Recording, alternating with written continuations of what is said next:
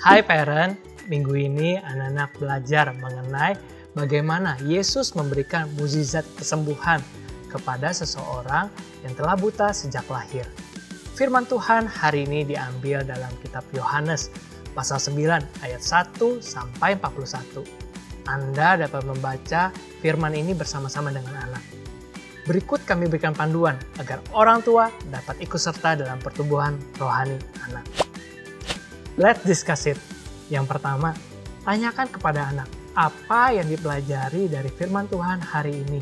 Dari cerita Yesus memberikan mukjizat kesembuhan kepada seseorang yang telah buta sejak lahir. Yang kedua, jelaskan kepada anak bahwa sakit penyakit terjadi karena dua hal.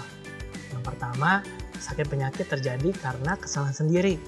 Misalnya, sakit perut karena terlalu banyak makan es krim. Atau sakit gigi karena terlalu banyak makan makanan yang manis sebelum tidur. Nah, yang kedua, sakit penyakit karena diizinkan oleh Tuhan. Ceritakan kepada anak bahwa bukan berarti Tuhan itu jahat kepada orang yang sakit tersebut atau tidak mengasihi orang yang sakit tersebut.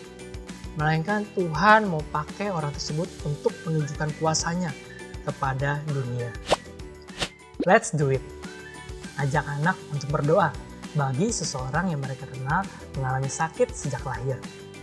Ajarkan anak untuk berdoa meminta kuasa Tuhan dinyatakan bagi diri dan keluarga orang tersebut melalui apa yang mereka sedang alami. Jangan lupa parent mengakhiri diskusi dengan berdoa. Selamat berdiskusi parent.